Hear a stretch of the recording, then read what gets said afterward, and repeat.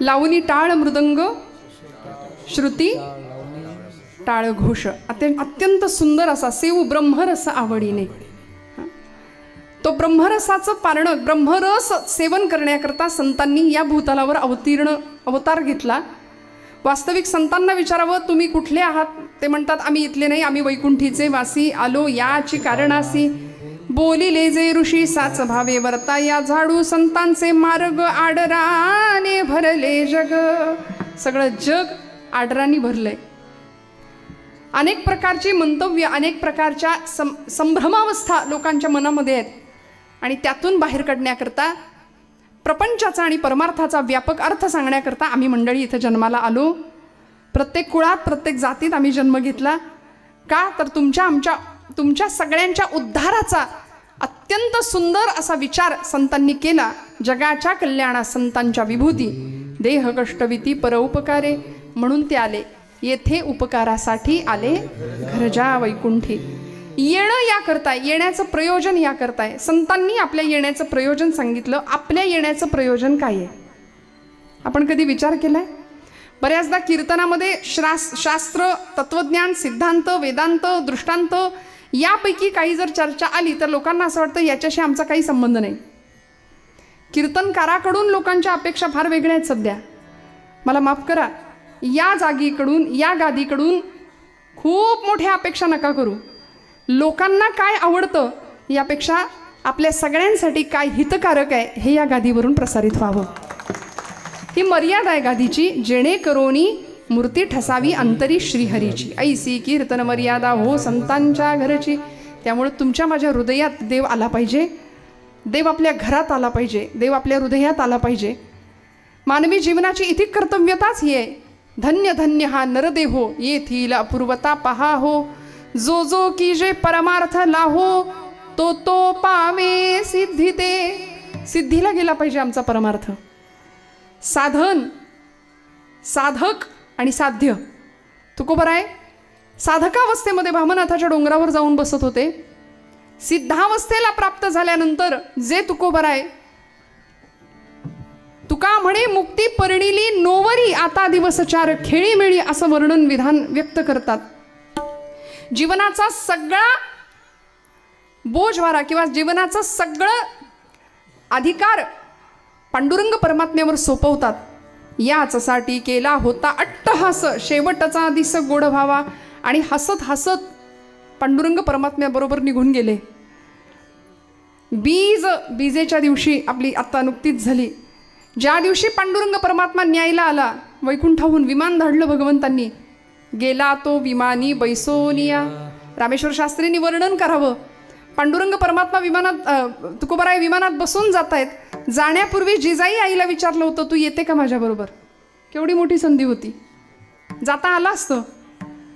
पण आम्ही प्रपंचामध्ये इतके गुरफटलो. तुकोबाराय जिजाई मातेला, अवला आईला विचारतात की जिजे येतेस का माझ्यासोबत?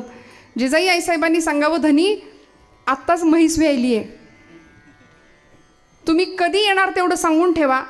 जाताच आहात जा, पण म्हणले लवकर या, आल्यानंतर तुम्हाला तुपातले छान लाडू करून ठेवते. पतिदेवाच्या माध्यमातून विश्वदेवाची उपासना चालली होती. सांभाळत होत्या पतीला सुद्धा, भाळतही होत्या आणि सांभाळतही होत्या. म्हणून तिचा सांभाळ करण्याचा कैवार पांडुरंगाने घेतला होता. जिजाई आईसाहेबांवर सुद्धा पांडुरंगाचं विशेष लक्ष आणि विशेष प्रेम होतं. कारण तू माझ्या भक्ताचा सांभाळ करतीयस आणि माझ्या भक्ताचा सांभाळ करणाऱ्याला मी सांभाळणार, हे देवाचं ब्रीद आहे. निर्वाणी गोविंद असे मागे पुढे, काहीच साकडे पडो नेदी. क्षणोक्षणा सांभाळितो, साक्षी होतो आपुला, साक्षी होतो आपुला, साक्षी होतो. सगळ्यांकडे त्याचं लक्ष आहे बरं का. कीर्तनामध्ये कोण जागा आहे, कोण ब्रह्मानंदी टाळी लावून बसले, सगळ्यांकडे त्याचं लक्ष आहे. तुलसीदासजी म्हणतात, चीटी के पाव में घुंगरू बजे, वो भी नाद श्री रघुनाथ सुने. मुंगीच्या पायात घुंगरू बांधलं तर त्याचाही आवाज त्याला ऐकू येतो. इतका सूक्ष्म नजरेने तो सगळीकडे पाहतोय, सगळीकडे पाहतोय. आपल्या कर्माचा हिशोब तो बरोबर राखतोय. आपल्याला असं वाटतं कोण बघतंय, कुणाचं लक्ष आहे, पण सगळ्यात मोठा कॅमेरा आहे तिकडे लावलेला, हा सोडा. सगळ्यात मोठा कॅमेरा आहे तो, बारीक नजर प्रत्येकावर ठेवतोय. कारण त्याचं स्वरूप, त्याची व्याप्ती आणि त्याचं व्यापकत्व खूप मोठं आहे. किती मोठं आहे? तुका म्हणे व्यापक नभा, होई अणुचाही गाभा, होई अणुचाही गाभा, होई अणुचाही गाभा.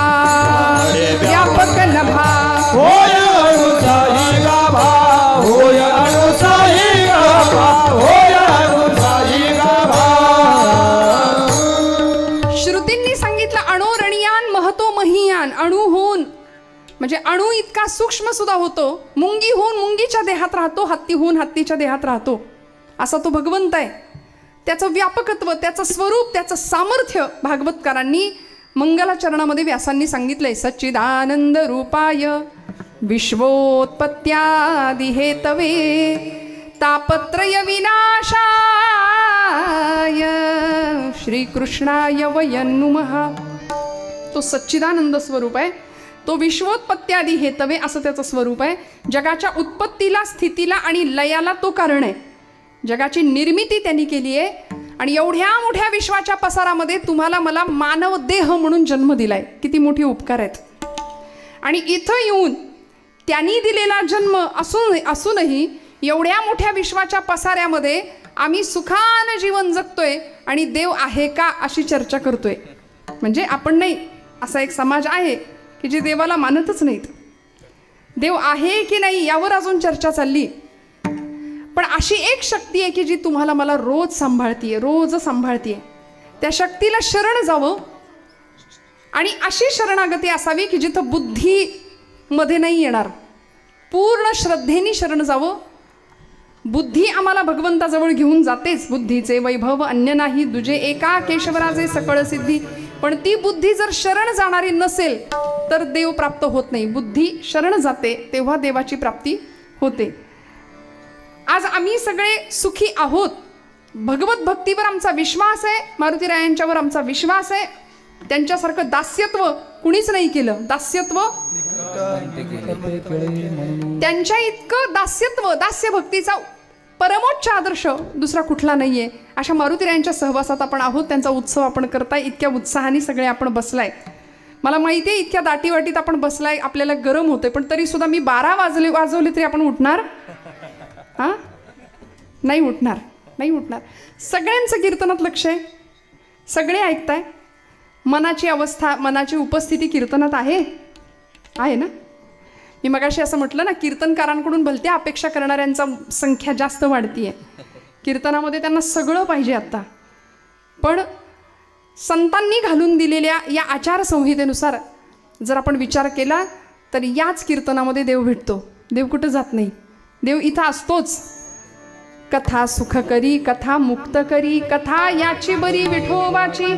तुका म्हणे कथा देवाचेही ध्यान, समाधी लावून उभा असे. देव कीर्तनात असतो आणि तो समाधी लावून असतो बरं का, उभा असतो. नामदेवांच्या कीर्तनात नव्हता का हो? तिकडे चंद्रभागेच्या वाळवंटामध्ये एक टाळी झाली. सगळ्या मंडळींनी, संत मांदियाळींनी जमाव केला. सगळे एकत्र आले आणि चंद्रभागेच्या वाळवंटामध्ये भक्तीचा काला केला, सामाजिक ऐक्याचा काला केला. नामदेव कीर्तन करी पुढे देव नाचे. नामदेव अभंग बोलता रंग भरला कीर्तनी.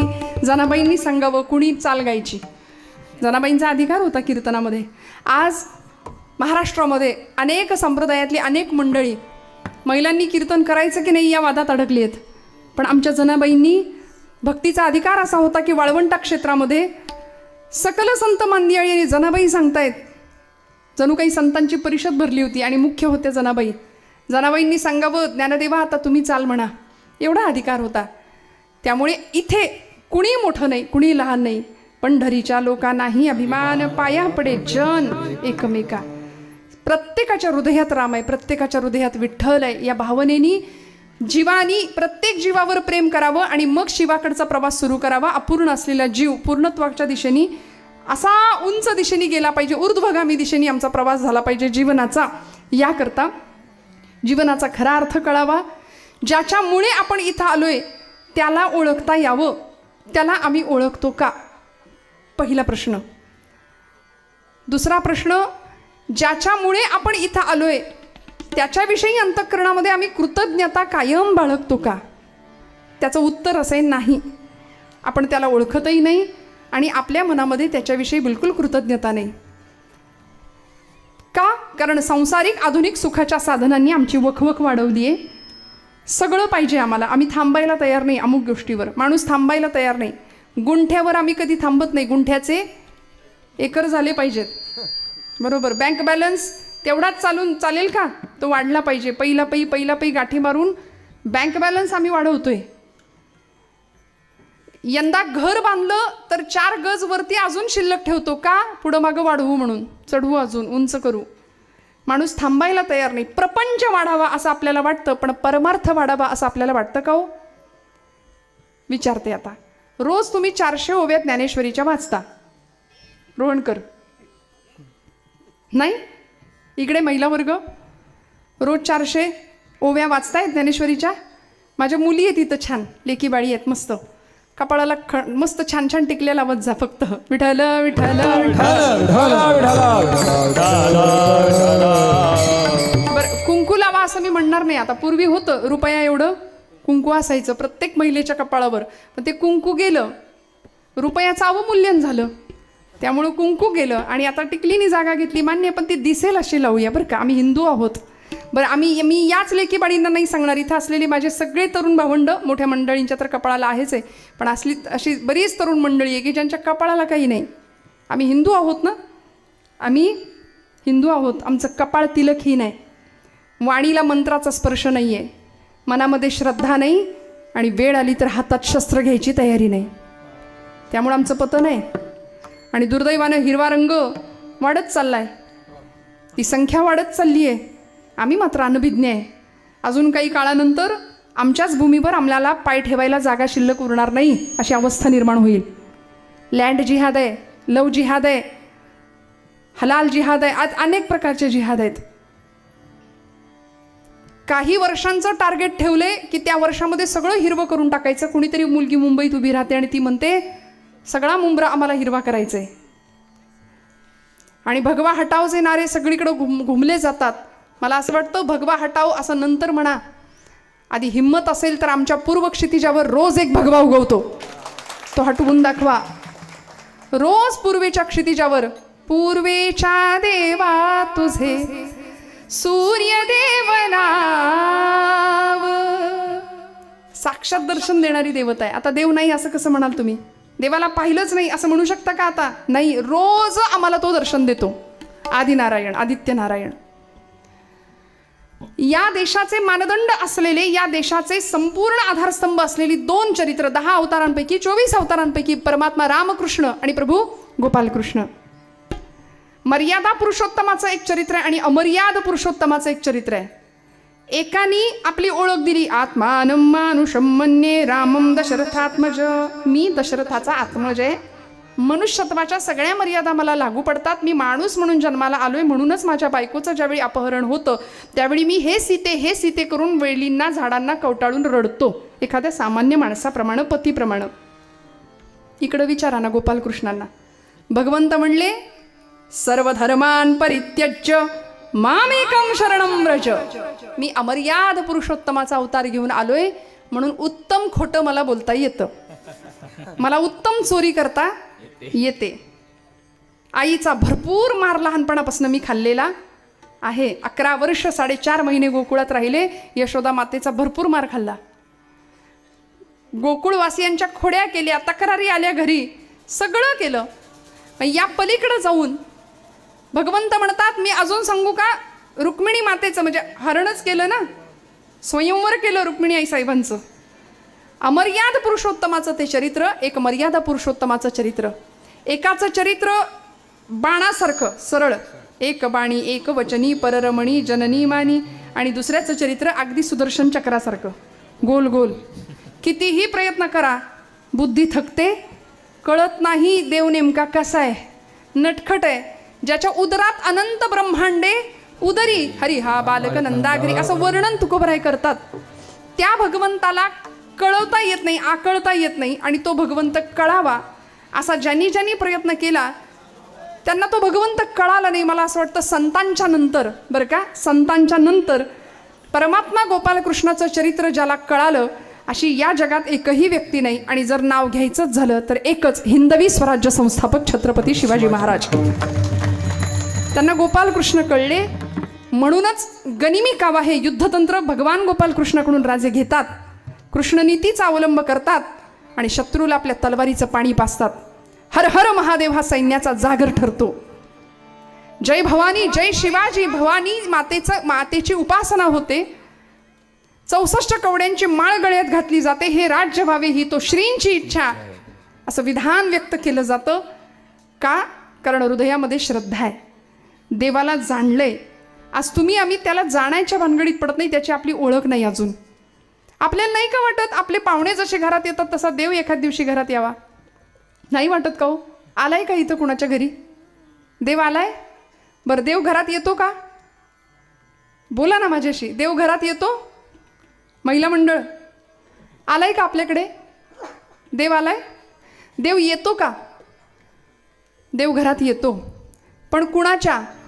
द्वारकेचा राणा पांडवा घरी, हा द्वारकेचा राणा पांडवा घरी, द्वारकेचा राणा पांडवा घरी, द्वारकेचा राणा पांडवा घरी,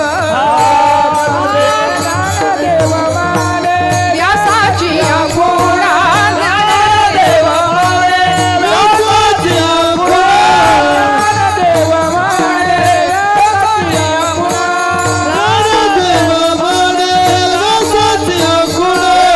ज्ञानदेव माने,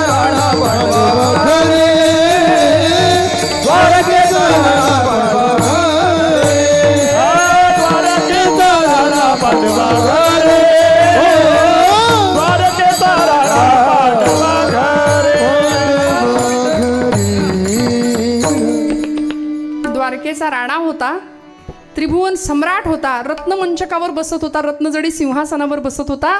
पण कुठं गेला? पांडवांच्या घरी गेला. आणि काय केलं? राजसूय यज्ञामध्ये उष्ट्या पत्रावळ्या उचलल्या. द्रौपदीच्या थाळीतलं उष्ट भाजीचं पान जेवून तृप्तीचा ढेकर दिला. कबीराच्या घरचे शेले विणले, विदुर काकांच्या घरच्या कण्या रांधलेल्या त्या आवडीने सेवन केल्या. शबरीकडे गेली, शबरीची उष्टी बोरं सेवन केली. अजून सांगू?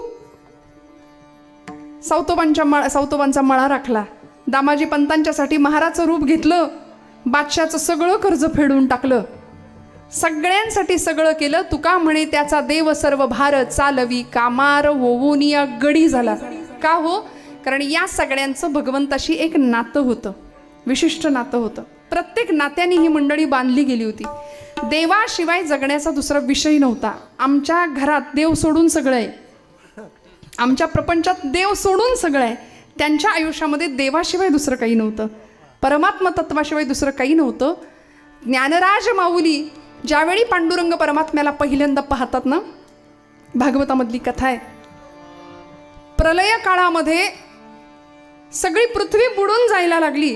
त्यावेळी एका वटाच्या पत्रावरती भगवान परमात्मा बालमुकुंद वेशामध्ये झोपले होते. आणि आचार्य जगद्गुरु शंकराचार्यांनी ते रूपाचं वर्णन केलंय.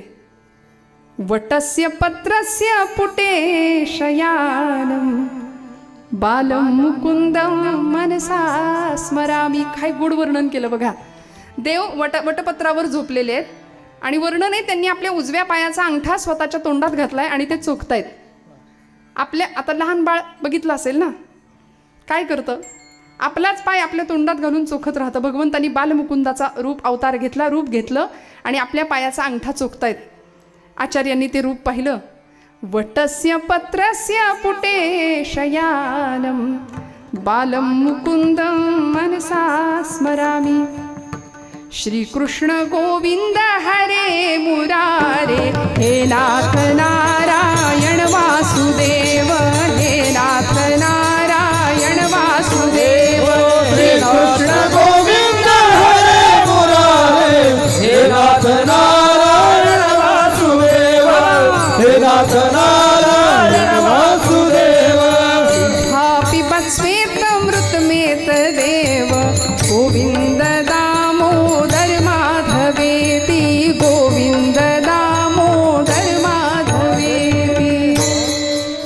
हे रूप पाहिलं. नारद महर्षी आले, आमच्या या गादीचे मालक आचार्य नारद. भक्तिसूत्र दिली 84 जगाला, भक्तीची व्याख्या केली, अनिर्वचनीय प्रेम स्वरूपा. ते देवर्षी नारद आले आणि नारदांनी देवाला पाहिलं आणि हसायला लागले. देव म्हणाले, नारदा का हसता मला? नारद म्हणले, देवा हसू नाही तर काय करू, तू अखिलकोट ब्रह्मांडाचा नायक, जगाचा बाप, शोभतय का? असं लहान बाळाचं रूप घेतलंय, तेही पायाचा अंगठा तोंडात धरून चोखत बसलाय, का बरं असं केलं? भगवंत म्हणाले, नुसतं हसू नका, मला कारण विचारा याचं का. देवर्षी म्हणाले, सांगा ना देवा, का असा अवतार का केला? तेव्हा भगवंत म्हणाले की मी प्रत्येक युगात अवतार घेतला, प्रत्येक युगामध्ये हजारो भक्त, माझे शेकडो भक्त माझ्या दर्शनाला आले आणि त्यांनी माझं मुखावलोकन तर केलंच, पण सगळ्यात आधी माझ्या पायांचं दर्शन घेतलं. सगळे जो तो येतो माझ्या पायावर डोकं टेकतो. माझ्या पायात असं काय आहे मला नको कळायला. माझ्या पायात नेमकं काय आहे की जो तो येतो माझ्या पायावर डोकं टेकतोय? माझ्या पायात काय आहे ते बघण्याकरता म्हणाले मी माझ्या पायाचा अंगठा चोखतोय. देवर्षी म्हणाले, देवा हे असं नाही कळणार, तुमच्या पायामध्ये काय जादू आहे ते तुम्हाला नाही कळणार. उदाहरण दिलं, कुमुदिनी काय जाणे परिमळ, कुमुदिनी काय जाणे परिमळ, भ्रमर सकळ भोगीत असे, कुमुदिनी काय जाणे परिमळ, कुमुदिनी काय. क्या बात, टाळ्या वाजवा, छान. सगळे साथीदार उत्तम आहेत. मी म्हटलं नाही, ही 7 असली तर 7 नाही तर 7.5, मग कठीण होऊन जातं सगळं. पण अत्यंत गोड असं वादन आहे. काका तर बऱ्याचदा मला या भागांमध्ये आली की साथीला असतात. कमळाला माहिती नसतं त्याच्याकडे काय आहे, कुमुदिनी काय जाणे परिमळ, मग त्याचा आस्वाद कोण घेतं? भ्रमर सकळ भोगी तसे, तो येतो आणि घेई छंद मकरंद. वा, परी सोडी मकरंद घेई छंद.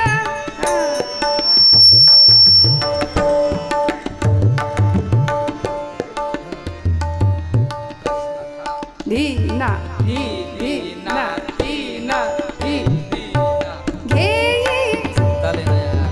मकरंद घेई छंद, मकरंद घेई छंद, मकरंद घेई छंद. तुम्ही मला तिकडं नेलं पांढरी 2 मध्ये वरती. गुंजनात हा दंग, काय परिस्थिती आहे त्या भ्रमराची अवस्था. तो भ्रमर सेवन करतो, मकरंद सेवन करून निघून जातो, पण कमळाला माहिती नाही आपल्याकडं काय आहे. सांगायचा मुद्दा तसं, देवा तुझ्या चरणामध्ये नेमकं काय आहे हे तुला माहिती नाही आहे. तुझ्या चरणामध्ये नेमकं काय आहे हे तुला नाही माहिती. त्याकरता तुला तुझ्यापासून बाजूला होऊन तुझी चरणांची चव किंवा चरणांचा आनंद घ्यावा लागेल. काय सांगू तुझ्या चरणीच्या सुखा, अनुभव चित्ता चित्त जाणे. त्या सुखाचा अनुभव जर घ्यायचा असेल तर तुला तुझ्यापासून वेगळं व्हावं लागेल. देवानी लक्षात ठेवलं, संतांचं कधी कधी देव सुद्धा ऐकलं बरं का, आपणच ऐकत नाही. देवानी सुद्धा संतांचं म्हणणं ऐकलं. परिणाम असा झाला, त्यानंतर बरीच वर्ष, बराच काळ लोटला.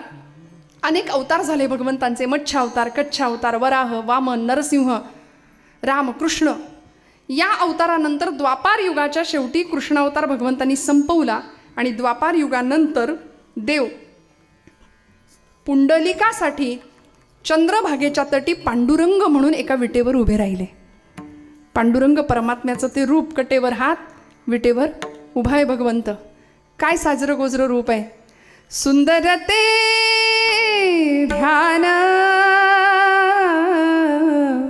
उभे विटेवरी, सुंदर ते ध्यान उभे विटेवरी, सुंदर ते ध्यान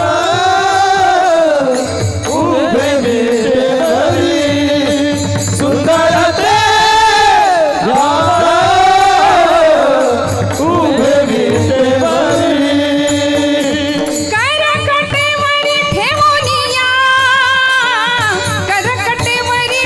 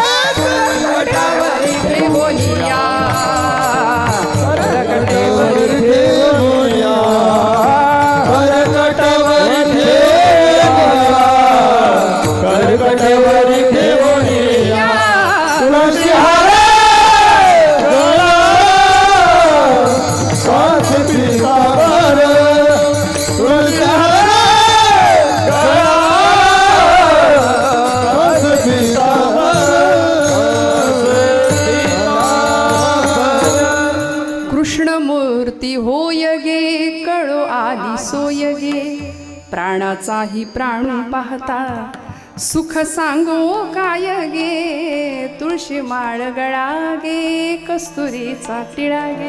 किती गोड आहे देव. आणि त्या देवाला पाहिलं, देव असे उभे राहिले आणि आपणच अवतार घेतला. कुठे?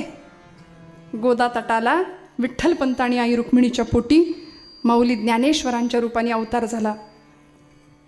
महाविष्णूचा अवतार सखा माझा ज्ञानेश्वर, साक्षात महाविष्णू ज्ञानोबाराय रूपाने जन्माला आले. आणि आयुष्यात पहिल्यांदा ज्यावेळी ज्ञानोबाराय, निवृत्तीनाथ, सोपान काका आणि मुक्ताबाई पांडुरंग परमात्म्याच्या जवळ आले, पाहिलं पांडुरंग परमात्म्याला, त्यावेळी शेजारी उभ्या असलेल्या मुक्ताईला म्हणजे आदिशक्ती चित्कला, साक्षात ब्रह्म मायाती, तिला सांगितलं, साजणी तो हा विठ्ठल बरवा, तो हा माधव बरवा. रूप पाहता लोचनी सुख झाले गे साजणी, तो हा विठ्ठल बरवा, तोच तो जो खरं तर ज्ञानोबारायांनी स्वतःच्या आत्मप्रचितीचा प्रत्यय घेतला की ज्या काळामध्ये वटपत्रावर पहुडलेलो तो मीच आज वेगळा होऊन माझ्या चरणांची चव चाकतोय, आज वेगळा होऊन माझ्या चरणाकडे पाहतोय. त्यामुळे साक्षात महाविष्णू स्वरूपातले ज्ञानोबाराय, साक्षात महाविष्णू असलेले तुकोबाराय, तुका विष्णू नाही तुझ्या म्हणे रामेश्वर भट्ट द्विजा, ही प्रचिती दिली. त्यामुळं अशा अधिकाराचे असलेले संत मांदियाळी या सगळ्यांनी परब्रह्माचं स्वरूप जाणलं, त्याला ओळखलं. आणि त्याच्याविषयी भाष्य करायचं झालं तर देव नेमका कसा आहे हे सांगता आलं नाही. श्रुती नेती नेती म्हणती गोविंदुरे, वेद मौनावला, वेद सुद्धा जिथं मौन झाला, थकले सगळे त्याचं वर्णन करून. मग तुकोबाराय म्हणतात, देवा तुला बघायचं कसं, तुला पाहायचं कसं, तुला ऐकायचं कसं, आणि तुला मोजायचंच झालं तर कसं मोजायचं? अभंगाचं प्रथम चरण. मन वाचातीत तुझे हे स्वरूप, मन वाचातीत तुझे हे स्वरूप, मन वाचातीत तुझे हे स्वरूप, मन वाचातीत तुझे हे स्वरूप,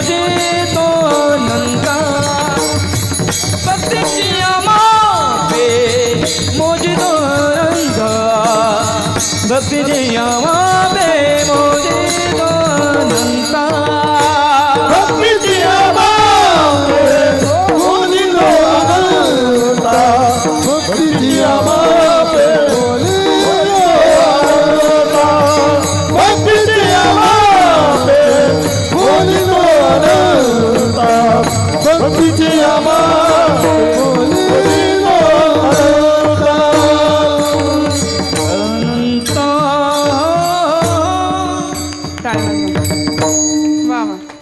ट्रेंडची चाल आहे सध्या नाही का. मन वाचातीत तुझे हे स्वरूप, ट्रेंडिंग गोष्टी आम्हाला आवडतात ना, परत परत परत परत ऐकायला गायला. म्हणून या माप भक्ती केले, स्वर बघा,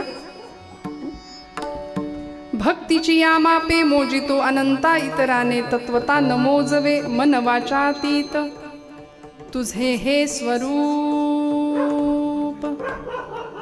आ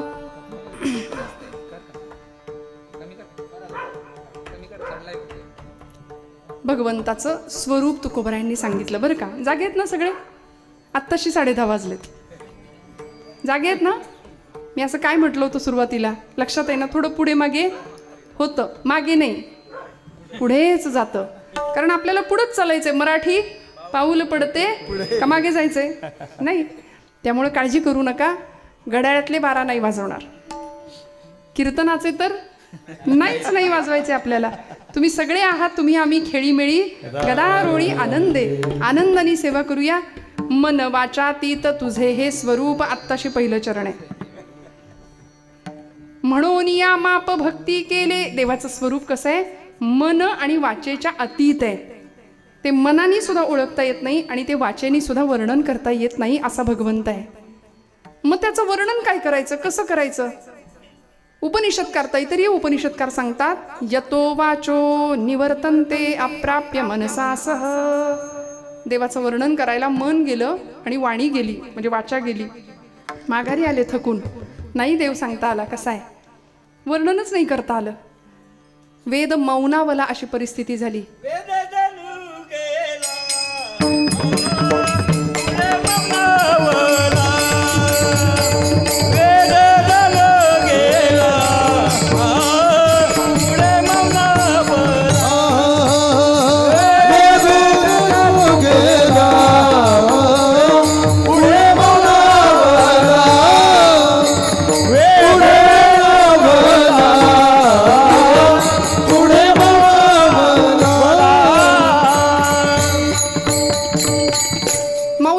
पडला, तुझं सगुण म्हणू की निर्गुण रे, सगुण निर्गुण एकू गोविंदू रे. तुझं स्थूल म्हणू की सूक्ष्म रे, स्थूल सूक्ष्म एकू गोविंदू रे. अनुमाने ना श्रुती नेती नेती म्हणती गोविंदू रे. आम्हाला कळतच नाही भगवंता तू कसा आहे, पण सगुण निर्गुण आम्ही एकातच पाहतो. पांडुरंग परमात्म्याच्या रूपामध्ये, गोविंदाच्या रूपामध्ये. तुकोबराय म्हणतात, देवा तुझं स्वरूप आम्हाला कळत नाही. मन वाचातीत तुझे हे स्वरूप. मग आम्ही काय केलं माहितीये? तुला मोजायचा प्रयत्न केला. तू दुसऱ्या कुठल्याच साधनाने मोजला जात नाही हे आमच्या लक्षात आलं. म्हणून या माप भक्ती केले. आता फक्त भक्तीच्या जोरावर आम्ही तुला मोजले. तुला मोजायचंय, मग आम्ही अनेक प्रकारची मापं वापरली. तुला जाणायचंय, अनेक प्रकारची साधनं वापरली. योग, याग, तप, अनेक प्रकारचं साधन आम्ही वापरलं. पण आता का सयाने पूजा करू केशीराजा. मला तुझी पूजा कशी करायची कळत नाही. मग आता मी तुझी नामानी पूजा बांधली. धूप दीप नाम कृष्ण हरी असं वर्णन केलं. मी तुझी पूजा नामानी बांधली. मी तुला भक्तीच्या मापाने मोजायला निघालो. म्हणून या माप भक्ती केले. बघा, भगवंताला जाणायचं असेल तर एकमेव साधन आहे भक्तीचं. देव अन्य कुठल्याही साधनाने मोजला जात नाही, जाणला जात नाही. चोखोबाराय रोज देवाच्या पायरीवर बसायचे, रोज. 750 वर्षापूर्वीचा काळ. पण देवानी केवढी मोठी जागा देऊन ठेवली आज. आधी त्याचं दर्शन घ्या, मग माझ्याकडे या. देव असं स्थान देतो ना भक्ताला. भक्तीच्या जोरावर देवाला मापलं, भक्तीच्या जोरावर देवाला आपलंसं केलं. देव रोज तिथं जाऊन बसायचे पायरीवरती. लोक हाकलून द्यायचे, चोख्या अरे विटाळ झाला रे, तुझी सावली पडली देवावर, चल हट बाजूला हो म्हणून. कितीतरी मार खायचे चोखोबा. चंद्रभागेच्या तीरावरती चंद्रमौळी झोपडी बांधून राहायचे. पण तरी सुद्धा सतत पांडुरंग भक्तीच्या सागरी प्रेमाचा तरंग फुले अंतरंग चोखोबाचे. बहु भुकेला झालो. किती आनंद व्हायचा. जोहार मागत पांडुरंगाजवळ जायचे. बहु भुकेला झालो, बहु भुकेला झालो, बहु भुकेला झालो, बहु भुकेला झालो, बहु भुकेला झालो, बहु भुकेला झालो, बहु भुकेला झालो, बहु भुकेला झालो. तुमच्या पुष्ट्यासाठी आलो, पुष्ट्यासाठी आलो, तुमच्या पुष्ट्यासाठी आलो, पुष्ट्यासाठी आलो, तुमच्या पुष्ट्यासाठी आलो. मायबाप जोहार, मायबाप जोहार.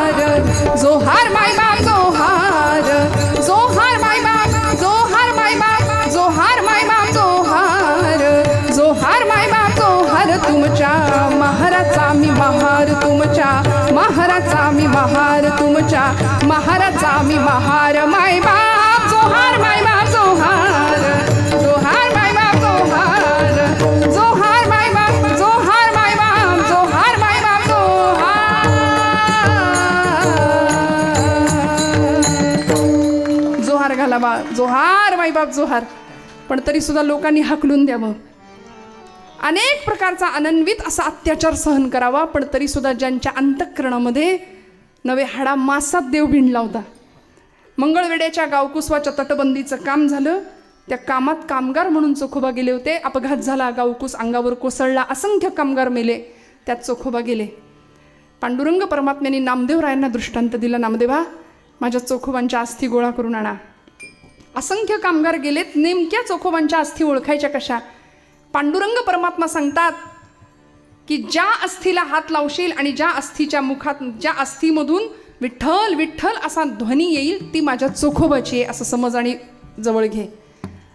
अस्थी उचलायची, कानाला लावायची, विठ्ठल विठ्ठल ध्वनी आला जवळ ठेवायची. अस्थी उचलायची, कानाला लावायची, आवाज नाही आला फेकून द्यायची. अशा सगळ्या अस्थी गोळा केल्या चोखोबांच्या. काय अधिकार असेल बघा ना. हाडात सुद्धा भगवंत नाम मुरलं होतं. परा पश्चती मध्यमा आणि वैखरी असं करता करता वैखरीने घेतलेलं नाम मुरत मुरत झिरपत झिरपत परावाणीपर्यंत जाऊन पोहोचलं. परेहून परते घर तेथे राहू निरंतर ही अवस्था निर्माण झाली. आणि चोखोबांच्या अशा अस्थी गोळा केल्या. त्या अस्थी स्वतः नामदेवरायांनी पांडुरंगाकडे दिल्या. मी माझ्या पदरचं नाही सांगत, नामदेवराय सांगतात. त्या चोखोबांच्या अस्थी भगवंतांनी आपल्या अशा पितांबरात घेतल्या आणि देवानी आपल्या समोर चोखोबांची समाधी स्वतः नामदेवरायांच्या करवी, नामदेवरायांच्याकडून देवाने ती समाधी बांधून घेतली. इतकं स्थान दिलं, इतकं स्थान. अष्टमहासिद्धी ओळगतीद्वारी नवजती दुरी दवडिता. का? कारण देवाला मोजलं, देवाला आपलंसं केलं. कशाच्या बळावर? म्हणून या माप भक्ती केले. देवाला मोजायचं असेल तर माप तसंच पाहिजे नाही का? सोनं मोजताना पाहिलंय का? सोनं महिला मंडळ तुम्ही जाग्यात सगळ्या. आमच्या जनाबाई किती छान ओव्या गायच्या. त्यांनी देवाला भक्तीच्या जोरावर जवळ केलं. म्हणजे जनाबाईंचा अधिकार एवढा मोठा होता की पांडुरंगाला आवाज द्यायच्या. बरं नुसता आवाज नाही, अरे विट्या मुळं मायेच्या कारट्या म्हणायच्या. पुढचं नको बोलायला इथं. बरं जनाबाईचे अभंग देवाने लिहून घेतले, ते दुसऱ्या कोणी नाही लिहिले, देव बसले लिहायला. जनाबाई सांगतायत एवढा अधिकार होता. सुंदर आवाजामध्ये ओव्या गाव्यात आणि जनाबाईंना बोलवावं, जनाबाईंनी भगवंतांना बोलवावं.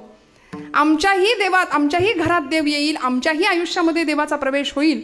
पण आम्ही आमच्याच आयुष्याने इतके त्रस्त झालोय, हैराण झालोय, मनस्ताप आहे आम्हाला सतत. बघा बरं एकमेकांचे चेहरे जरा. कसं आहे, माणसं कपड्याला इस्त्री करतात इथपर्यंत ठीक आहे, चेहऱ्याला पण करायला लागली आहे की नाही? खरं सांगा. कुणाशी बोलायचं नाही, कुणाच्या घेण्यात नाही, देण्यात नाही. अहो दुःख कुणाला नाही या आयुष्यात? सगळ्यांना आहे, सगळ्यांना दुःख आहे. घटा घटाचे एकाच मातीपासून बनलेले दोन घट आहेत, आहे की नाही? पण दोन घटाचं नशीब वेगळं आहे. ऐका, एका घटामध्ये गाईचं पवित्र लोणी पडतं आणि दुसऱ्या घटात अग्निसंस्कारासाठी लागणारा अग्नी पडतो. जर एकाच मातीपासून बनलेल्या दोन मडक्यांचं नशीब वेगळं आहे तर आम्ही मडकी काय कामाची? आमचंही तेच आहे ना. हा देह पंचभौतिक आहे, हा घटापासूनच बनलेला आहे, घटाकाशच आहे. घटा घटाचे रूप आगळे, प्रत्येकाचे दैव वेगळे. मग आता तुझ्या विना ते कोणा नकळे, मुखी कुणाच्या पडते लोणी, कुणामुखी अंगार. म्हणा तू वेडा कुंभार विठ्ठला, तू वेडा कुंभार. लय खेचू नका. तू वेडा कुंभार. म्हणा म्हणा सगळे म्हणा विठ्ठला. क्या बात आहे मागची मंडळी. विठ्ठला क्या बात आहे. वा वा. माती पाणी उजेड वारा, तूच मिसळशी सर्व पसारा. आभाळच मग ये आकारा, तुझ्या घटांच्या उतरंडीला नसे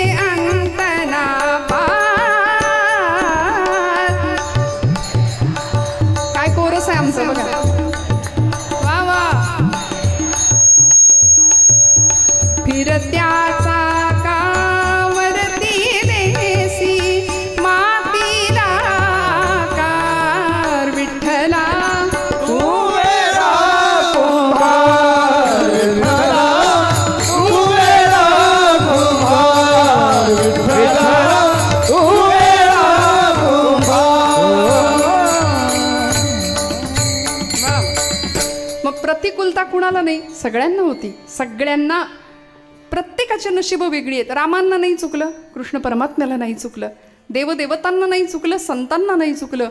मग म्हणून भक्ती करायची टाळली का हो? टाळली का? नाही. मारुतीरायांकडे बघूया. भक्तीचा अत्युच्च आदर्श होता. रामायणातनं मारुती हे नाव काढून टाकलं तर काही अर्थ शिल्लक राहत नाही, काही नाही राहत. सगळं मारुतीरायांनी, सगळं, किती दास्यत्व पत्करावं. शेवटी प्रसाद मिळण्याची वेळ आली. त्यावेळी प्रसाद मिळावा प्रभूंच्या हातातनं राज्याभिषेकाच्या वेळी, म्हणून मारुतीराय समोर उभे होते. पण देवाला प्रश्न पडला होता की याला मी काय देऊ, माझ्याकडे याला द्यायला काहीच नाही. एवढी मोठी यादी बनवली होती लक्ष्मण महाराजांनी, सगळ्यांची नावं वाचली. नळ, नीळ, जांबुवंत, सुग्रीव, अंगद, सगळ्यांची नावं होती. जे स्वातंत्र्य चळवळीत नव्हते त्यांची नावं होती या लिस्टमध्ये. पण प्रसाद मारुतीरायांना कसा काही नाही, लिस्टमध्ये नावच नाही. सगळ्यांना वाटलं होतं मारुतीरायांना पहिला प्रसाद मिळणार, हनुमंतरायांना, पण नव्हतं. शेवटी रामांनी मान खाली घातली आणि मारुतीराय असे उभे होते, मला आता बघतील आणि मला प्रसादाला हाक मारतील. देवा, मला तुमच्या पायाखालची चुरगळलेल्या फुलाची पाकळी दिली तरी चालेल, पण मला प्रसाद द्या म्हणाले. मारुतीरायांनी जसं पाहिलं तसं रामांनी मान खाली घातली. मारुतीराय म्हणले, माझ्या देहाकडे तुम्हाला बघावंसं वाटत नाही, मी जातो म्हणाले. जगून तरी काय करू. निघाले. तेवढ्यात आईसाहेबांनी हाक मारली, मारुते इकडे या म्हणाले. उड्या मारत आनंदाने गेले. म्हणले, बाप विसरला पण माझी आई नाही विसरली. मग आईच्या बाजूला बसले.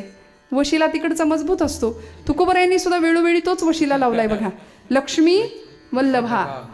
त्याचं नाव घेण्याआधी लक्ष्मी वल्लभा, दीनानाथा पद्मनाभा, सुख वसे तुझे पायी असं म्हणाले. तुकोबरायांचा वशिला कुठे होता? रखुमाईच्या वरा सोयरिया असं जायचे. ते म्हणायचे इकडून गेलो की काम लवकर होईल, कारण घराघरातला नियम आहे, त्यांच्या शिवाय काही चालत नाही. ऐकायला लागतं की नाही तुम्हाला, मी आहे म्हणून. खरं आहे ना? इकडची मंडळी बरोबर आहे ना? पण त्यांनी म्हणायची वाट कशाला बघता, उगीच तुम्हीच म्हणा ना, तू आहेस म्हणून बाई सगळं चाललंय. तुम्ही म्हटला तर किती आनंद आहे. प्रत्येक घरात लक्ष्मीचं स्वरूप आहे ना. मारुतीरायांनी जानकी आईच्या जवळ जावं, बसावं. आईसाहेबांनी गळ्यातला हिऱ्यांचा कंठा जो प्रभूंनी दिला होता भेट, तो दिला मारुतीरायांकडे. प्रत्येक रत्नातनं देव दिसत होता, सीतामाई दिसत होत्या. आनंद झाला. उड्या मारत गेले. थोड्या वेळाने ते सगळं फोडलं, कळालं बाहेर आत आल्यानंतर एका पहारेकऱ्याकडून. तेव्हा आईसाहेबांनी बोलवून घेतलं, मारुते तुला गळ्यातला हार दिला, तू फोडून टाकलास, मग करू काय म्हणले. त्याच्यात माझा राम नाही, त्याच्यात राम नाहीये. मग तुझ्यात आहे का रे राम? म्हणाले, हो आऊसाहेब, आईसाहेब माझ्यात रामच काय, तुम्ही सुद्धा आहात म्हणे. छाती विदीर्ण केली आणि जगाला दर्शन दिलं, नाही का. श्रीराम जानकी बैठे थे मेरे सीने में, श्रीराम जानकी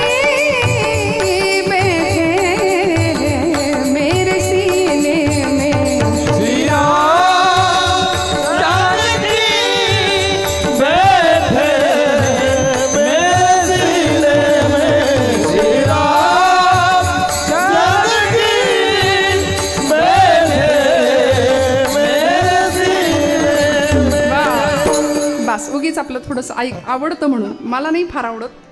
श्रीराम जानकी, भगवंतांनी दर्शन दिलं, मारुतीरायांनी दर्शन दिलं.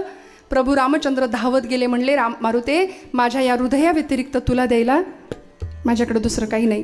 कडकडून मिठी मारली आणि मग म्हणाले, सांग तू कोण आहेस. मारुतीरायांनी उत्तर दिलं, देहबुद्ध्यातो दासोहम, देह पातळीवर मी तुमचा दास आहे. जीवबुद्ध्यात्वदंशकः, जीव पातळीवर मी तुमचा अंश आहे. आणि आत्मबुद्ध्यात्वमेव अहम, आत्मपातळीवर मी म्हणजेच तुम्ही आणि तुम्ही म्हणजेच मी आहे. इतका सुंदर प्रसाद दिला. कशाच्या बळावर? काय दिलं होतं काय मारुतीरायांनी? असं काय दिलं होतं? किष्किंधेचं साम्राज्य ओतलं होतं भगवंताच्या पायावर? नाही. काय दिलं होतं तरी काय? फक्त भक्ती दिली. म्हणून या माप भक्ती केले आणि मग देवाला मोजलं, अनंताला मोजलं. कशाने? अभंगाचं दुसरं चरण. भक्तीची या मापे मोजितो अनंता, भक्तीची या मापे मोजितो अनंता, भक्तीची या मापे मोजितो अनंता, भक्तीची या मापे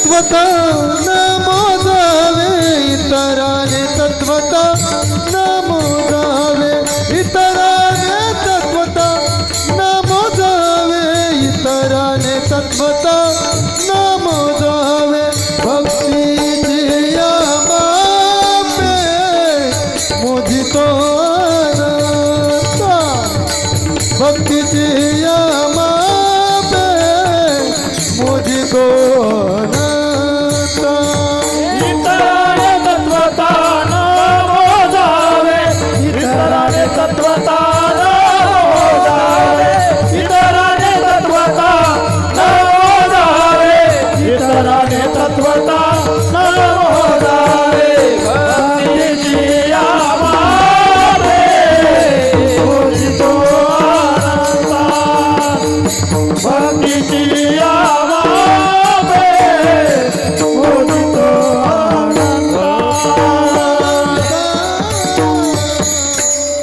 भक्तीची या मापे मोजितो अनंता इतराने तत्वता न मोजवे. तुकोबराय सांगतात देवा तुला मोजण्याकरता मी माप वापरलं भक्ती नावाचं, भक्तीचं माप. आणि भक्तीच्या मापाने तुला मोजतोय कारण मला माहिती आहे अन्य साधनं इथं काही उपयोगाची नाही आहेत. तुला मोजायचं असेल तर व्याधस्याचरणं ध्रुवस्य च वयोर विद्या गजेंद्रस्य का जातिर्विदुरस्य यादवपतेर उग्रस्य किं पौरुषम कुब्जायाः कमनीय रूपमधिकं किंतत् सुदाम्नो धनं भक्त्या तुष्यति केवलं न च गुणैर्भक्ती प्रिय श्रीपतीः. मग भक्तीच्याच मापाने देव मोजला गेला. देवाने विशिष्ट गुणांना लक्ष नाही दिलं, जात नाही बघितली, कुळ नाही पाहिलं, काही नाही पाहिलं. व्याधांचा आचार काय होता तरी कृपा केली. ध्रुवस्याच्या वयोर, ध्रुवाचं वय काय होतं, लहान बाळावर देव कृपा करतो, मोठ्या माणसावरच देव कृपा करतो असं म्हणायचं का नाही. 5 वर्षाच्या लेकरावर पूर्ण कृपा केली. विद्या गजेंद्रस्य का, गजेंद्र मोक्षाची कथा आपल्याला माहिती आहे भागवतातली. काय विद्या होती त्याच्याकडे पण नाही, पशुकुळात होता, पशुयोनीतल्या त्या पशुवर सुद्धा पूर्ण कृपा केली भगवंतांनी. का जातिर्विदुरस्य यादवपतेर उग्रस्य किं पौरुषम. विदुरांची जात काय होती, जात बघून देवानी कृपा केली का. दासीपुत्र असलेल्या विदुरांवर पूर्ण कृपा केली. पराक्रम बघून देव कृपा करतो असं म्हणावं तर उग्रसेन यादवांचं पौरुष काय होतं.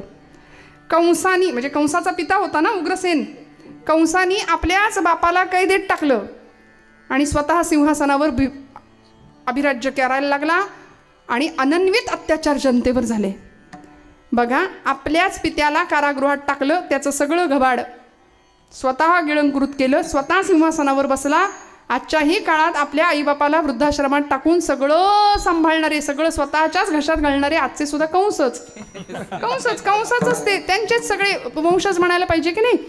हिंदू धर्माची शोकांतिका आहे, वृद्धाश्रमांची संख्या हिंदू धर्मातलेच लोकांची वाढतीये, तिकडे नाही वाढत. त्यांना त्यांचे आईवडील जड होत नाहीत. आमचा प्रॉब्लेम आहे कारण आमच्या अंतःकरणात भक्तीचा झरा नाही आहे. काय पौरुष होतं, उग्रसेन यादवांवर कृपा केली म्हणजे वर्णन केलंय. मल्लयुद्ध खेळलं कंसाबरोबर. कृष्णाचा आदेश किंवा कृष्णाचा आदर्श आमच्या लेकरांनी का घ्यायचा, रामाचा आदर्श का घ्यायचा. मन मनगट आणि मेंदू सगळं बळकट केलंय. सगळं आमच्या तरुणाईला कळायला पाहिजे ना. आतमध्ये व्यसन टाकलं या उपकरणात शरीर नावाच्या की ते त्या क्षणी गंजायला सुरुवात होते. पण आम्हाला कळत नाही, आम्हाला कळत नाही. व्यसनाधीन भोगवाद आणि चंगळवाद या सगळ्याच्या मागे धावणारी आमची पिढी पाहिली की वाईट वाटतं. आम्ही ज्या देवभूमीत राहतो, धन्यभूमी पुण्यदेश जेथे वैष्णवांचा वास अशी भूमी आहे आपली. हे राष्ट्र देवतांचे, हे राष्ट्र प्रेषितांचे अशी भूमी आहे आपली. जिथं भगवान गोपालकृष्णांनी अर्जुनाला भगवद्गीता सांगितली ती भूमी पराक्रमाची भूमी आहे आपली, शौर्याची, धैर्याची, वीरतेची भूमी आहे. आणि इथे या भूमीमध्ये आम्ही सगळे जन्माला आलोय ना, मग आम्हाला कळलं पाहिजे, आम्हाला कळलं पाहिजे. भगवान गोपालकृष्ण उग्रसेन यादवाला म्हणजे कंसाला संपवलं, त्यांच्याशी मल्लयुद्ध खेळलं, कंस संपला. आम्हाला सुद्धा शाळेमध्ये आमचे शिक्षक सांगायचे, आता इथं इंग्लिश मिडियम आहे मराठी मिडियम आहे मला माहिती नाही मुलं कुठल्या संख्येची कुठल्या संख्येने आहेत बऱ्यापैकी. हां, गणित सोडवायचं असेल तर आधी काय करावं लागतं, गणित सोडवायचं असेल तर आमचे गुरुजी आम्हाला सांगायचे की आधी कंस सोडवायचा असतो. लहानपणी कंस सोडवला की गणित पटकन सुटतं. आधी कंस सोडवायचा. म्हटलं बरोबर आहे, कृष्णाने पण तेच केलं होतं. आधी कंसाला सोडवलं, त्याला मुक्त केलं आणि मग पुढची गणितं आपोआप सुटत गेली. भगवान गोपालकृष्ण उग्रसेन यादवांवर पूर्ण कृपा केली. कुब्जा काय होतं, सौंदर्य होतं, पण नाही. 3 ठिकाणी वक्र असलेली कुब्जा, पण तिच्यावर कृपा केली भगवंतांनी. मथुरेत गेल्याबरोबर तिच्याकडे पाहिलं आणि हे सुंदरी म्हणून हाक मारली. ती रडायला लागली, देवा सगळी मथुरा मला कुरूप म्हणते, कुब्जा म्हणते, आणि तू मला अशी हाक मारतोस. भगवंतांनी तिला असं धरलं, खांद्याला हात लावला. आपल्या उजव्या हाताने तिच्या उजव्या पायाच्या अंगठ्यावर, उजव्या पायाच्या अंगठ्यावर असा दाब दिला आणि कट कट कट 3 ठिकाणी आवाज आले. 3 ठिकाणी वक्र असलेली कुब्जा सरळ झाली आणि सांगितलं, भारतीय संस्कृतीने आत्म्याच्या सौंदर्याला जास्त महत्त्व दिलंय, बाह्य सौंदर्याला नाही. त्यामुळे आम्ही बाह्यरंग जास्त बघतो, आंतरिक सौंदर्य आम्ही पाहत नाही. आंतरिक सौंदर्य कसं असतं ते जेव्हा कळावं तेव्हा आम्हाला जगण्यातला खरा आनंद घेता येईल. भगवंत काही बघत नाही. भक्तीची या मापे मोजितो अनंता, इतराने तत्वता न मोजवे. देवाला मोजताना माप लागतं. तसंच मी विचारलं होतं, सोनं आपण मोजताना पाहिलंय का? सोनं, सुवर्ण कशी कशी तजवीज असते. सोनं मोजताना अत्यंत खबरदारीने तो सोनार किंवा तो दुकानदार मोजत असतो. सोन्याचा तराजू असतो, नाजूक आहे की नाही. बरं, त्या तराजू आता दिसत नाही, आता ती इलेक्ट्रिक मशीन आहे. मग ती सुद्धा कुठं ठेवली जाते? हवाबंद काचेच्या पेटीमध्ये असते. का? धुळीचा कण जरी बसला तरी वजनात फरक आहे. मोजायचे सोनं. आता हा नियम कोळशाला आहे का? जिथं सगळं काळच करायचे, कोळसा मोजताना हा नियम चालेल? त्याला काचेची पेटी गरजेची आहे? नाही. मोजायचंय सोनं. मग आम्हाला कुणाला मोजायचंय? तुकोबराय म्हणतात, देवाला मोजायचंय. आणि देवाला मोजायचं असेल तर धातूनाम अस्मी कांचनम ही विभूती सांगितली आहे देवानी. देव सोन्याच्या ठिकाणी आहे. कुठलं सोनं? चांगल्या मार्गाने मिळवलेलं सोनं. वाईट मार्गाने मिळवलेल्या सोन्याच्या ठिकाणी कली राहतो, तो त्याचा पत्ता आहे. असो जाता जाता सांगून गेले. पुढे भक्तीची या मापे मोजितो अनंता, इतराने तत्वता न मोजवे. दुसऱ्या मापाने देव मोजला जात नाही. मग आपल्या हातात आहे. आता देव आपल्याकडे येईल, देव आपल्या हृदयात येईल. फक्त त्याकरता जरा असं घुसळावं लागेल. कशाचं घुसळण करायचं? दह्यामध्ये, दुधामध्ये लोणी आहे का? बोला ना महिला मंडळ, संपणार आहे माझं कीर्तन वेळेत, काळजी करू नका. दुधामध्ये लोणी आहे का? रागवल्यात माझ्यावर? दुधात लोणी आहे. मी तुम्हाला इतकं छान गायला लावलं, टाळ्या नाही वाजवल्या का? वाजवा बरं टाळ्या सगळ्यांनी एकदा. किती छान गायलं तुम्ही मगाशी, मस्त गाणं गायलं. दुधामध्ये लोणी आहे, पण ते दिसतं का? मग ते दिसण्याकरता काय करावं लागेल? घुसळावं लागेल. आणि घुसळल्यानंतर, घुसळणं म्हणजे एनर्जीचं सेंट्रलायझेशन करणं आहे. सेंट्रल एनर्जी ज्यावेळी एकत्र होते, ऊर्जा ज्यावेळी सघन केली जाते, त्यावेळी ती जास्त शक्ती देते. भजन म्हणजे सुद्धा घुसळणंच आहे. भजन करणाऱ्या माणसाला विचारा काय आनंद आहे, किती आनंद असतो. त्यामुळे भजनाचा आनंद असा आहे की देव हृदयात येतो. जसं दुधामध्ये लोणी, तसा देही चक्रपाणी म्हटले. देहातलं चक्रपाणी ओळखायचं असेल तर मंथुनी नवनीता तैसे घे अनंता. अनंत असलेला परमात्मा तत्व अनंत आहे, मोजता येत नाही. इन्फिनिट म्हटलंय त्याला. अनंत, ज्याचा अंतच नाही असा अनंत जर मोजायचा झाला, त्याला ओळखायचं झालं तर आम्हाला इथं मंथन करावं लागेल. विठोबा रखुमाई. बोला बोला टाळी.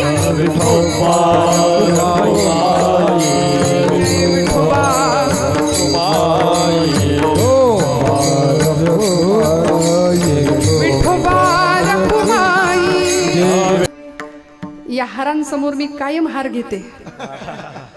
कारण खरं सांगू का, तुम्ही सगळे मंडळी कीर्तनकारांवर खूपच प्रेम करता. महाराष्ट्रातले सगळे कीर्तनकार, लाखो कीर्तनकार आहे. मी म्हणते कीर्तनकारावर नाही गेलं तरी चालेल प्रेम, कारण हजारो लाखो कीर्तनकार येतील जातील, आणि या गादीवर प्रेम करा. कारण हे तुम्ही जे सगळे हार घालता ना, ते आम्हाला नाही, ते या गादीला आहेत. ते ज्ञानोबांना आहेत, ते तुकोबांना आहेत. मी मगाशी एक वाक्य उच्चारले होते, भक्तीच्या प्रवाहामध्ये सगळ्यात मोठा परमार्थातला अडसर जर कुठला असेल तर तो अहंकार. न जाणू हे सगळे हार गळ्यात आले आणि मला अहंकार झाला तर, अशी एक प्रामाणिक भावना. त्यामुळे हारासमोर हार. या गादीवर आपण प्रेम करूया, कारण ही गादी अनादी काळापासून चालत आलेली आहे. ही ज्ञानोबा तुकोबांची पुण्याई आहे. इथल्या प्रत्येक तरुणाला विचारावं, तुझा रक्तगट काय आहे, तुझा ब्लड ग्रुप काय आहे, किंवा तुझ्या रक्तामध्ये नेमकं काय आहे. तो ब्लड ग्रुप जसा सांगेल किंवा रक्तामधल्या WBC RBC जसं सांगेल ना, तसं त्यांनी हेही सांगावं, माझ्या रक्तात ज्ञानोबा आहेत, माझ्या रक्तात तुकोबा आहेत, माझ्या रक्तात छत्रपती शिवाजी महाराज आहेत, छत्रपती संभाजी महाराज आहेत. कारण हा देश त्यांच्यामुळे आज आम्ही ही परिस्थिती पाहतो, नाही तर कुठल्या तरी मंदिरात अजान पडत बसलो असतो आज. इतकी बिकट परिस्थिती भारताने या भूमीने पाहिली. छत्रपती शिवाजी महाराजांनी या भूमीमध्ये स्वतःचं स्वराज्य निर्माण केलं. हे राज्य नसे शिवबाचे, हे राज्य देवधर्माचे, असं म्हणून रयतेच्या भाजीच्या देठाला सुद्धा हात लागता कामा नये ही शिकवण होती. आपल्याकडे राजा हा उपभोग शून्य स्वामी असतो. राजा आहे तर त्यांनी उपभोग नाही घ्यायचा कशाने, आता उलट आहे. आता उपभोग असेल तर राजा आहे, किंवा उपभोग घेतो तोच राजा असं की काय असं म्हणावं. पण आपल्याकडे उपभोग शून्य राजा आहे. छत्रपतींनी सैन्याला सांगावं, रयतेच्या भाजीच्या देठाला सुद्धा हात लागता कामा नये. इतका सुंदर संस्कार संपन्न राजा या भूमीला लाभला. स्वराज्याचे छत्रपती आणि युवराज असलेले स्वराज्याचे धाकले धनी छत्रपती धर्मवीर संभाजीराजे. आज मृत्युंजय अमावस्येचा दिवस आहे. काय सांगावं, आजचा दिवस खरं तर महाराष्ट्राच्या इतिहासातला तसं म्हणायला गेलं तर काळा दिवस आहे. तानपुरा चालू ठेवा. संभाजी राजांच्या बलिदानाचा आजचा दिवस, बलिदान मासाची पूर्तता होतीये. भक्ती अशी केली की जी देवभक्ती होती, देशभक्ती होती आणि धर्मभक्ती होती. धर्मासाठी मरावे, मरोनी अवघ्यासी मारावे, मारिता मारिता घ्यावे राज्य आपुले. या धर्मासाठी भगवंतांनी सुद्धा अवतार घेतले. धर्मरक्षावया अवतार घेसी आपुल्या पाळीसी भक्तजना. छत्रपती शिवाजी महाराजांनी जमवलेलं शेकडो किल्ल्यांचं स्वराज्य, 32 मण सोन्याचं सिंहासन या रायगडाच्या भूमीवरती पाहिलं लोकांनी. राजे 1680 साली निघून गेले. 1680 सालानंतर धर्मवीर छत्रपती संभाजी महाराजांच्याकडे स्वराज्याची सगळी सूत्र आली. राजांच्या नंतर 9 वर्ष स्वराज्याचा झंझावात असा काही धर्मवीर छत्रपती संभाजीराजांनी चालू ठेवला. आणि त्यानंतर आमच्याच फितुरीनी, फितुरीचा रोग फार राष्ट्रघातकी, वैभवास लोळविते साथ फाटकी. मंडळी, आपल्या माणसांची साथ जर फाटकी असेल ना तर त्यासारखं दुर्दैव नसतं. जुन्या काळात चित्रपट, त्या ब्लॅक अँड व्हाईट टी व्हीवरती जुन्या मंडळींना माहिती आहे गाणं लागायचं बातम्यांच्या आधी, आमची माती आमची, ऐकले म्हटलं आमची माती आमचीच माणसं करतायत. नाही कळलं, आमची माती आमच्याच माणसांनी केली, ही खरी गोष्ट आहे, परक्यांनी नाही. सावरकर म्हणायचे मला हिंदूंपासून भीती, मला हिंदू पतन होत आहे किंवा हिंदू धर्माची भीती, हिंदू धर्म डबघाईला जातोय याची भीती मला हिंदूंपासूनच आहे जास्त, मुस्लिमांपासून नाही आहे, ख्रिश्चनांपासून नाही आहे. हिंदुत्वेष्टया हिंदूंची मला जास्त भीती आहे म्हणाले, हिंदू धर्माचं पतन व्हायला. त्यामुळे आमचीच माणसं आमचा घात करता, हा पूर्व इतिहास आहे. मी माझ्या पदरचं काही नाही सांगत आहे. फितुरीचा रोग या महाराष्ट्राच्या इतिहासाला लागलाय आणि त्याचा परिणाम असा झाला. काय आयुष्य आहे माझ्या संभाजीराजांचं. आज त्यांच्या पुण्यतिथीचा किंवा बलिदानाचा दिवस आहे आजचा. धर्मासाठी संपले राजे आपले. काय इतिहास आहे. 2 वर्षाचे राजे होते त्यावेळी आई सोडून गेली होती. स्वतःच्या आईच्या अंगावर दूध सुद्धा पिता नाही आलं माझ्या राजाला. कापूर होळच्या धाराऊ आईंची योजना केली छत्रपतींनी. धाराऊ आईच्या दुधावर पुष्ट झाले. 2 वर्षाचे होते त्यावेळी अफजल खान स्वराज्यावर चालून आला होता. सईबाई अत्यवस्थ होत्या, अंथरुणाला खिळलेल्या होत्या आणि 2 वर्षाचे होते संभाजीराजे. संभाजी राजांना आईजवळ पाहिलं, त्याच्या डोक्यावरून हात फिरवला आणि शिवाजीराजांनी सईबाईंना सांगितलं, सई कंटाळीस का ग माझ्या धगधगत्या संसाराला, कंटाळीस का ग, मी अफजल खानाच्या मोहिमेवर चाललोय, मला परत आलो मी जिंकून तर मला ओवाळायला तू पाहिजे समोर. सईबाईंनी सांगावं माझा काही भरोसा नाही महाराज, आपल्याला या मोहिमेमध्ये यश मिळावं ही आई तुळजाभवानीच्या चरणी प्रार्थना करते. पण एवढंच सांगते माझ्या शंभूला सांभाळा. जाताना एवढंच सांगते, त्याच्या बाबतीत कुठलाही विचार करताना, त्याच्याविषयीचा कुठलाही निर्णय घेताना एक गोष्ट कायम लक्षात ठेवा, तुम्हाला आई आहे त्याला आई नसेल.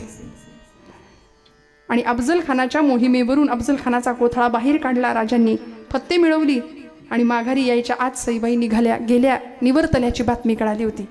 2 वर्षाच्या राजांना जिजाऊ मातोश्रींनी मोठं केलं. जिजाऊ मातोश्रींचे केवढे मोठे उपकार आहेत आपल्यावर. 2 राजे दिले या मातीला. एकाने धर्मासाठी जगायचं कसं शिकवलं, एकाने धर्मासाठी मरायचं कसं शिकवलं. जिजाऊ आईसाहेबांचे खूप मोठे उपकार आहेत तुमच्या माझ्यावरती. महाराष्ट्राची राजमाता आहे आऊसाहेब जिजाऊ माता. संभाजीराजे अत्यंत कुशल, व्यवहार कुशल तर होतेच, प्रचंड हुशार, बुद्धिमान. बुधभूषणम सारखा संस्कृत ग्रंथ त्यांनी लिहिला, अनेक भाषांवर ज्यांचं प्रभुत्व आहे, अनेक विषयांचा सखोल अभ्यास ज्यांनी केलेला आहे. आणि संभाजीराजे 9 वर्ष झंझावातासारखे या स्वराज्याचे पालन करते ठरले, पण आपल्याच माणसांनी घात केला. संगमेश्वराला राजे होते, मुकर्रब खानाच्या नावाच्या सरदाराने त्याला पत्ता सांगितला गेला. तो गेला. 200 माणसांनी संभाजीराजांना पकडलं होतं. आपण छावा बघितलाय नाही का, घराघरात छावा कळाला. त्या पिक्चरमुळे आमच्या पोरांना राजे कळाले, संभाजीराजे कळाले. घराघरात आम्हाला बाकी सगळे हिरो माहिती आहेत, पण राजे माहिती नाहीत. शिवजयंती अलीकडे साजरी झाली, तिथीने झाली, तारखेने झाली. मी तर म्हणते रोज करूया, कशाला भांडायचं. तर रोज राजे जन्माला आले पाहिजेत, रोज आमच्या मनात त्यांचा जन्म झाला पाहिजे, रोज आम्हाला त्यांची आठवण झाली पाहिजे. म्हणजे राजे मनात असावेत, राजे विचारांत असावेत, राजे फक्त टॅटू म्हणून दंडावर नसावेत, राजे फक्त चंद्रकोरी पुरते नसावेत बरं का. राजे मनात असावेत, त्यांचा विचारांचा झंझावात आमच्याकडे असावा. ज्या छत्रपतींनी स्वाभिमान नावाचं वैभव कमावलं होतं ते संभाजीराजांनी पुढच्या काळामध्ये जपलं, प्रचंड शिताफीनी जपलं. ज्यावेळी फितुरीमुळे राजे पकडले गेले, 200 माणसांनी साखळदंडांनी असा राजा सूर्यगोलासारखा लालबुंद तळपत होता, प्रचंड देहयष्टी, सुंदर लोहगोलासारखी, प्रचंड बलदंड शरीर. म्हणून म्हटलं व्यसन टाकलं की शरीर गंजायला सुरुवात होते. का राजाला समोर ठेवायचं. उत्तम आयुरारोग्य उत्तम, तेजस्विता, तपस्विता आणि तत्परता हे 3 तरुणाईचे गुण आहेत. स्वामी विवेकानंद सांगायचे तेजस्वी, तपस्वी आणि तत्पर. आजचा तरुण असा असला पाहिजे, त्याला म्हणायचं तरुण. नाहीतर आजचा तरुण संध्याकाळ झाली की धरून आणावा लागतोय, ही परिस्थिती आहे. का राजांचं चरित्र आमच्या लेकरांनी पाहिलं पाहिजे. आजची अमावस्या इतकी महाराष्ट्राच्या इतिहासामध्ये, आजचा दिवस आमच्यासाठी खरं तर हिंदू धर्मावर सूतक यावं उद्याच्या दिवशी, म्हणून आजच्या तिथीला केलेला हा डाव होता औरंग्याने. उद्या हिंदू धर्माचा आपला सण, नूतन वर्ष सुरुवात, प्रारंभ, पण हिंदू धर्मावर सूतक यावं याकरता औरंग्याने केलेला हा डाव हिंदू धर्माच्या दुर्दैवासाठी. संभाजीराजांना बहादूरगडावरती 40 दिवस आणलं, पकडले गेले. 200 माणसांना ऐकत नव्हता माझा राजा. कितीतरी दिवस अनेक अवहेलना, अनेक प्रकारच्या यातना सहन केल्या, धिंड काढली गेली. राजाची विदूषकाची झबली अडकवली गेली होती. आमचीच माणसं मलमूत्र आणि विष्ठा सुद्धा त्याच्या अंगावर टाकत होती. किती सोसला असेल ओ, किती भोगला असेल. औरंगजेबाच्या समोर ज्यावेळी राजा गेला ना, त्यावेळी कवी कलश त्यांच्या सोबत होते. औरंगानी मुद्दाम त्या कनातीचा उंची अशी कमी ठेवली होती. का? कारण राजा माझ्याकडे वाकून आला पाहिजे. पण राजे हुशार, राजे वाकले नाही, मानेत नाही वाकले, गुडघ्यात वाकले आणि ताठ सरळ आतमध्ये गेले. आणि औरंग्याला सुचत नव्हतं त्याला बघून काय करावं. तो थोडा वेळ बसायचा, उठायचा, इकडे तिकडे येरझाऱ्या घालायचा, थोडा वेळ बसायचा, उठायचा. पहिल्यांदा पाहिलं होतं, कारण वयाच्या 8व्या वर्षी दरबारात पाहिलं होतं लहानपणी, आणि त्यानंतर आत्ता पाहिलं. कवी कलशांनी औरंग्याची ती अवस्था पाहिली आणि कवी कलश संभाजीराजांना सांगतायत, राजे कविता सुनावू क्या. त्या परिस्थितीमध्ये संभाजीराजे म्हणाले, कलश, रायगढ़ के दरबार में आपकी कविता गूंज उठी है, हमने सुनी है, अब औरंग के सामने आपकी कविता पेश कीजिए. आणि कवी कलशांनी सांगावं, राजा तुझं तेज, आणि त्या तेजानी त्याला सुचे ना काय करावं. तो बघ थोडा वेळ बसतोय, थोडा वेळ उठतोय, सैरभैर झालाय.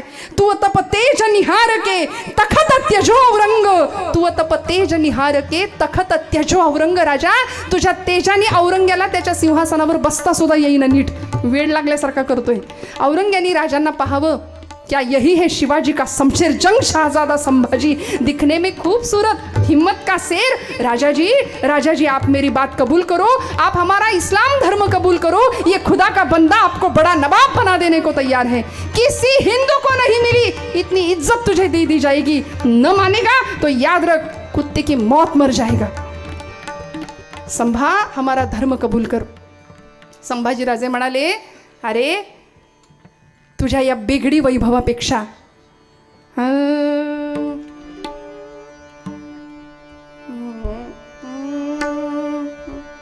वरती जरा काळी, हा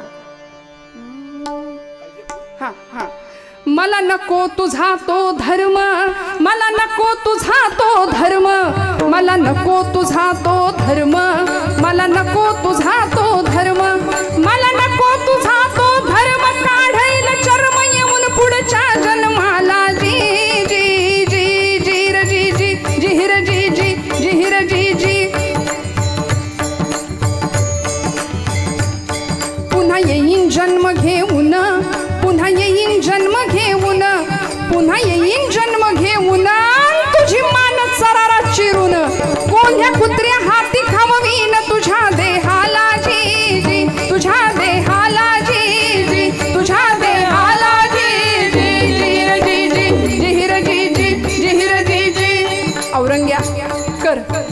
करून काय करशील रे?